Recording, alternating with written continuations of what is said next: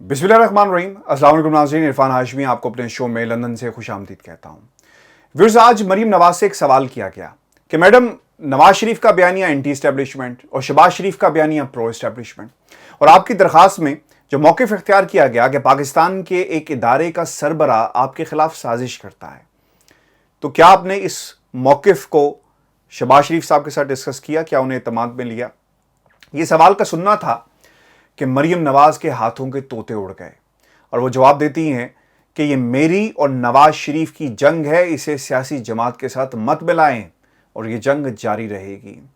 Viewers, याद रखिएगा, जब ख़ानदान के सरबराह का आखिरी वक्त करीब आता है या वो फिर रिटायर्ड होना चाहता है, तो उसकी ख्वाहिश होती है कि वो अपनी ज़िंदगी के अंदर अपने कारोबार को अपनी औलाद को मुंतकिल कर दे, अपनी जायदाद को तकसीम कर दे खुश असलूबी के साथ।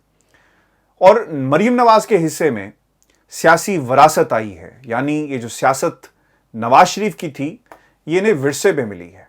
और अब ये औलाद पर डिपेंड करता है कि वो इस वरासत का क्या हाल करे। अगर औलाद की क्वालिटीज़ होंगी, उसके अंदर अच्छी क्वालिटीज़ होंगी, तो उस कारोबार को भी बढ़ाएगा, और अगर औलाद के अंदर क्वालिटीज़ नहीं होंगी तो वो उस इमारत को जो खड़ी की गई, जायदाद जो बनाई गई, जो सियासी वरासत है, उसे ज़मीन बोस कर देगी। यानी मरीम नवाज के अंदर ये तमाम क्वालिटीज़ जो हैं पाई जाती हैं। और ये इमारत कोई इतनी अच्छी नहीं थी जो नवाज शरीफ ने खड़ी की। जब चाहा इस्टेब्लिशमेंट से हाथ में ला लिया, जब चाहा अपने मकासद के लिए दुश्मनों को दोस्त बना लिया, जब चाहा पाकिस्तान के ख़िलाफ़ बयानिए चला दिए। और आज जो बाप करता रहा, बेटी ने भी वही किया। आपको सियासी बसारत की ज़रूरत होती है, आपकी पॉलिटिकल ग्रूमिंग होना बहुत ज़रूरी है। ये सिर्फ क्वालिटी नहीं हो सकती कि क्यों मरीम नवाज शरीफ की बेटी है तो एक अच्छी सियासतदान होगी और अपने बाप जैसी सियासत ही करेगी, क्योंकि जो कुछ बाप ने किया हम औलाद से भी वही एक्सपेक्ट करते हैं। सियासी इमारत जो नवाज शरीफ ने खड़ी की, इसकी हालत और इसकी शक्ल ये कुछ खूबसूरत नहीं है, क्योंकि इसके अंदर आपको करप्शन मिलेगी, अकरबा परवरी मिलेगी, और इसकी भयानक शक्ल है जो नवाज शरीफ ने पिछले 30 सालों में खड़ी की। और आप जितना मर्जी नारा लगाएं, पाकिस्तान के इदारों को मिलान करके ये कोशिश करें कि आपका जमहूरी चेहरा कहीं बच जाएगा, तो वो बचेगा नहीं, बल्कि मसख होगा और आपकी औलाद के हाथों ही मसख होगा। मरीम नवाज ने आज के अपने इस बयान के अंदर जो मीडिया के सामने दिया, अपने आप को एक्सपोज किया और झूठ बोले, और ऐसे से झूठ बोले जिससे नुकसान उनकी सियासत को होगा। वो कहती रही कि मेरा इस जमात से इस हद तक ताल्लुक़ है कि जब लीड करने की बात आएगी, क़यादत की बात आएगी, तो ये जमात मेरी है, लेकिन ये केस मेरा नहीं है, ये मेरा और मेरे बाप का केस है, जिसे इसके साथ ना मिलाया जाए। व्यूअर्स, याद रखिएगा, मरीम नवाज की तकरीरें चाहे वो कोयटा में की जाएं, चाहे वो कराची में हो, चाहे वो लाहौर में हो, चाहे वो गुजरांवाला के अंदर हो, चाहे वो पाकिस्तान के किसी भी शहर में हो, चाहे इलेक्शन कैंपेन्स हो, एक नारा लगाया गया और मरीम नवाज की तरफ से भी तकरीरें होती रही, नवाज शरीफ साहब की तरफ से भी तकरीरें होती रही, और जलसों के अंदर ये कहते रहे कि उनको घर भेजने में पाकिस्तान की आर्मी का हाथ है। वो कहते रहे कि उनके घर भेजने में पाकिस्तान के खुफिया एजेंसीज का हाथ है, पाकिस्तान के आर्मी चीफ का हाथ है, कि इलेक्शंस को रिग किया गया और एक जमहूरी निज़ाम को मफलूज करने में पाकिस्तान के इदारे शामिल हैं। ये वो बयानिया था जो मरीम नवाज ने चलाने की कोशिश की। पहले पाकिस्तान डेमोक्रेटिक मूवमेंट का प्लेटफॉर्म इस्तेमाल किया गया, फजल रहमान का कांधा इस्तेमाल किया गया, मदरसे के बच्चों को लाया इसलिए गया कि इस बयानी को आगे बढ़ाया जा सके।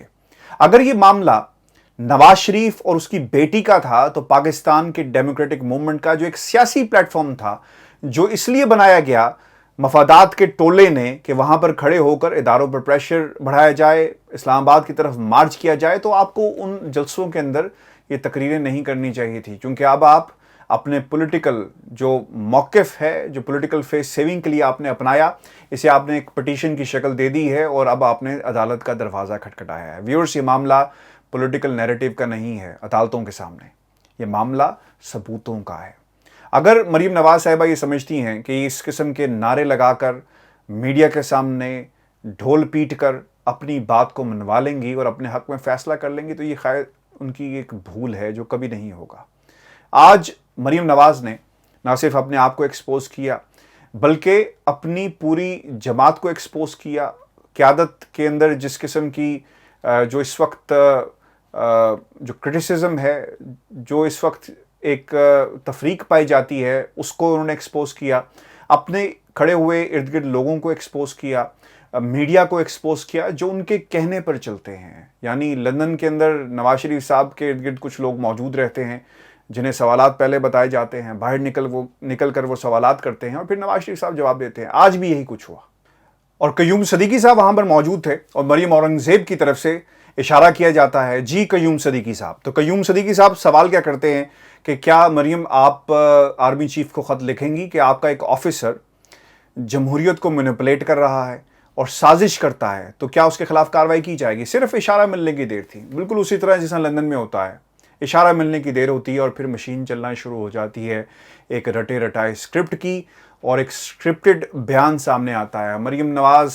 پاکستان کے اداروں کو ملائن کرتی ہیں، مریم نواز کہتی ہیں کہ یہ پاکستان کے لیے خطرے سے کم نہیں ہوگا. یعنی کیوں ملنے کی دیر تھی اور پھر وہی مشین چلنا شروع ہو جاتی ہے. پھر یہ بات یہاں پہ نہیں رکتی، ایک اور صاحب بھی ہیں، مطیع اللہ جان صاحب.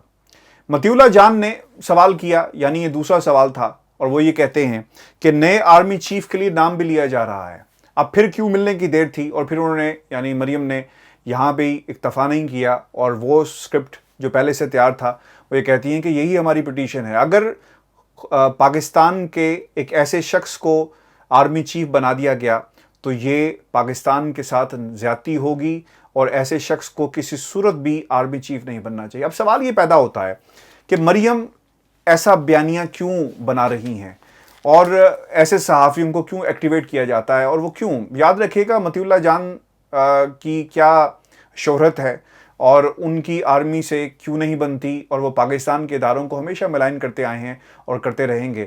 قیوم صدیقی صاحب بھی اسی گروپ سے ہیں جن سے ان کا تعلق ہے، اور یہ جسٹس قاضی فائز عیسیٰ کے گروپ سے ہیں اور بہت کلوزلی ان کی گفتگو کو ان کو پروموٹ کرتے ہیں، چاہے وہ مطیع اللہ جان ہوں چاہے قیوم صدیقی صاحب ہوں. تو اس لیے ان سے ہی ایکسپیکٹ کرنا ایک نیچرل تھا. لیکن کچھ وہاں پہ لوگ ایسے بھی موجود تھے جنہوں نے یہ سوال کیا، شہباز شریف کے حوالے سے سوال کیا کہ آپ نے اس موقف کو پی ڈی ایم اور پاکستان پیپلز پارٹی کے سامنے رکھا، جس پر مریم نے کوئی جواب دینا پسند نہیں کیا. ایک بہت امپورٹنٹ چیز ہے اس تقریر کے اندر، جو ایک اور چیز کہی گئی کہ جسٹس قاضی فائز عیسیٰ کا نام لیا گیا. یعنی یہ ٹولہ جو اس وقت چاہتا ہے کہ پاکستان کے اداروں کو پر الزام تراشی کی جائے اور انہیں کسی طرح جھوٹا قرار دیا جائے کہ یہ جمہوریت کو نہیں چلنے دیتے، حالانکہ ان کے اپنے گھروں کے اندر اپنی جماعتوں کے اندر جتنی جمہوریت ہے پاکستان کی عوام بخوبی جانتی ہے، جہاں پہ مروسی کردار موجود ہوں. اور پھر اس میڈیا ٹاک کے اندر جسٹس قاضی فائز عیسیٰ کا بھی تذکرہ ہوا. وہ اس لیے ہوا کہ ان کی امیدیں جسٹس قاضی فائز عیسیٰ سے ہیں کہ اگر ہمیں ریلیف یہاں سے نہ ملا تو ہم شاید ڈیلنگ ٹیکٹکس کرتے کرتے ایک وقت ایسا ضرور آئے گا کہ ہم شاید جسٹس قاضی فائز عیسیٰ سے کسی قسم کا ریلیف لینے میں کامیاب ہو جائیں. تو ویورز، یہ وہ امیدیں ہیں جو مریم نواز کو اس سسٹم سے ہیں، اور یہ وہ کردار ہیں جو آج مکمل طور پر ایکسپوز ہوئے. جو سب سے بڑی امپورٹنٹ چیز یہ تھی، عدالت کے سامنے تو جس قسم کا موقف اختیار کیا گیا وہ دنیا کے سامنے ایک نیریٹو بلڈنگ اس وقت پاکستان مسلم لیگ نون نہیں بلکہ مریم نواز کی طرف سے ہی ہو رہی ہے، کیونکہ وہ سمجھتے ہیں کہ وہ عدالتوں کے سامنے اپنا موقف ثابت نہیں کر پائیں گے، کیونکہ وہاں پر ثبوتوں کی بات ہوگی، وہاں پر پولیٹیکل انجینئرنگ کی بات نہیں ہوگی کہ جناب ہمارے اوپر کیسز بنائے گئے، وکٹمائز کیا گیا، پاکستان کا ایک سربراہ انوالو تھا. چونکہ آپ کو ثبوت دینے پڑیں گے، چونکہ یہ صرف ریٹرکس کی حد تک بات نہیں ہو سکتی کہ آپ کھڑے ہوئے اور آپ نے لفاظی کر کے آپ نکل گئے اور الزام تراشی کر کے نکل گئے. جس طرح پناما کا ذکر کیا مریم نواز نے کہ جب پناما پیپرز آئے تو کہاں ہے جے آئی ٹی، کہاں ہے نیب، کیوں حرکت میں نہیں آیا؟ اس وقت بات تھی وزیر اعظم کی، اس وقت بات ہے پنڈورا پیپرز کے اندر منسٹرز کی، اور ان کے خلاف کارروائی ہوگی. اور بڑی کوشش کی اس ٹولے نے کہ کسی طرح عمران خان کا نام بھی جو ہے اس میں لایا جائے، لیکن نام نہیں آ سکا. یاد رکھیے گا، جتنا مرضی یہ بیانیہ بنا لیں، انہیں ثابت کرنا ہوگا عدالت کے اندر کہ ان کے پاس منی ٹریل موجود ہے، اور اگر یہ نہیں کر پائے تو یقیناً ان کے لیے مشکل ہو جائے گا. مریم نواز نے ویورز آج ایک اور امپورٹنٹ جو پہلو ہے اس گفتگو کا، انہوں نے کہا کہ پاکستان کی سب سے بڑی سیاسی جماعت کے سربراہ میرے والد ہیں.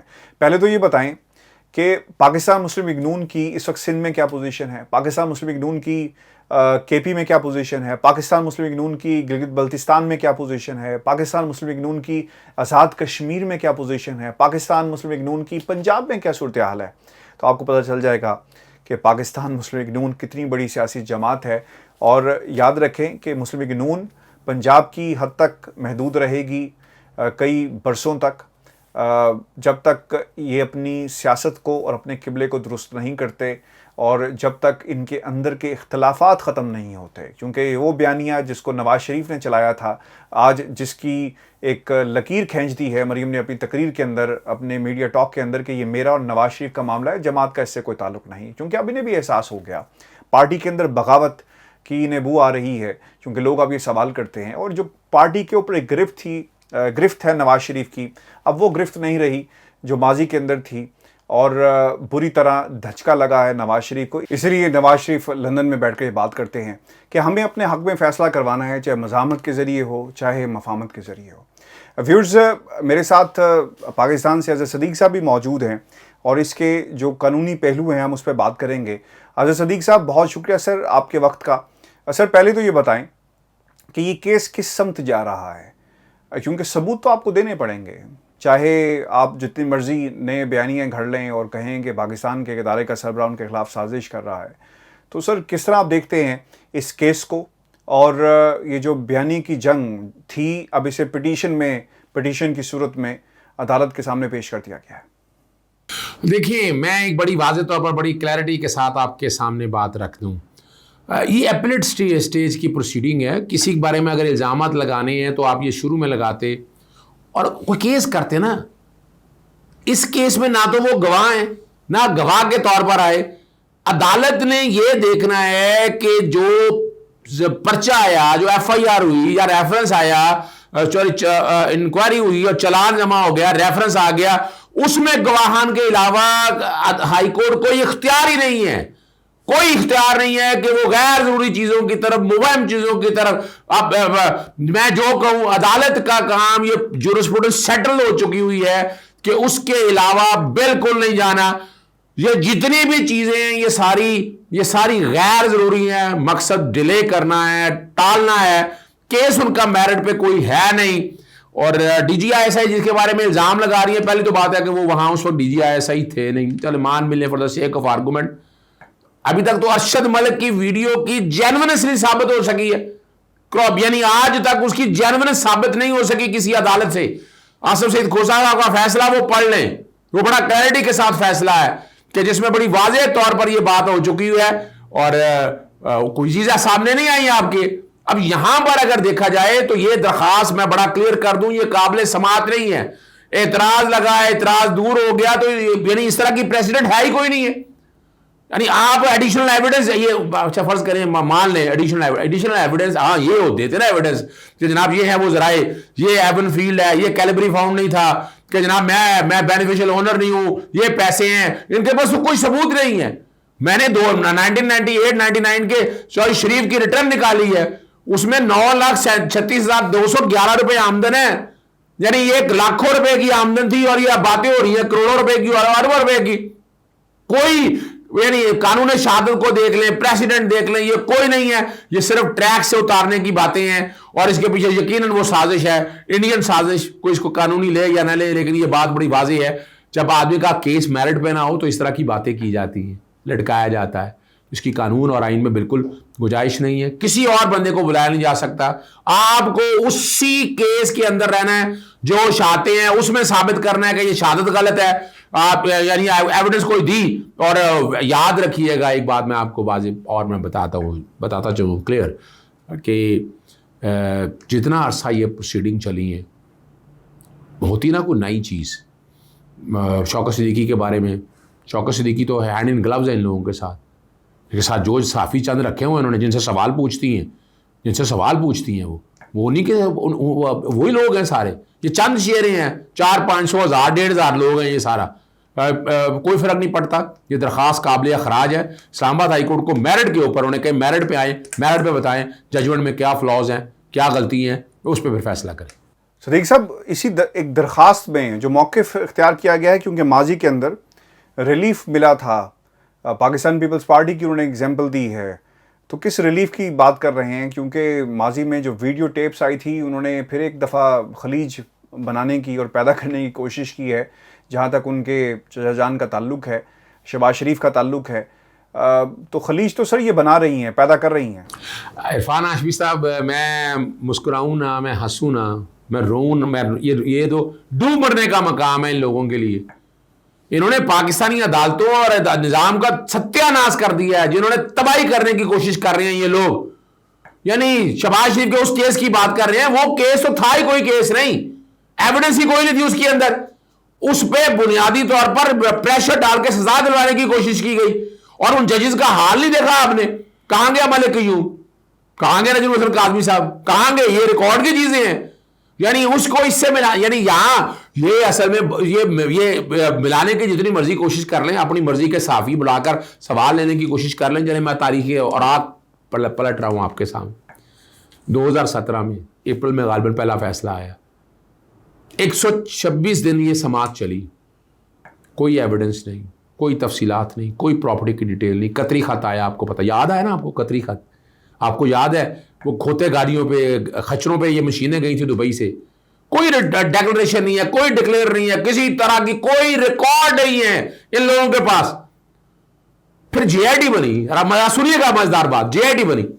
جے آئی ڈی میں غالباً میرا خیال ہے 2 مہینے یا جتنا بھی ٹائم ہے, ایسا بڑی سماعتیں چلی ہیں, آپ کو یاد ہو. وہاں تصویریں لیک کرتے رہے, شہادت وہاں بھی کوئی نہیں دی, موقع پورا تھا.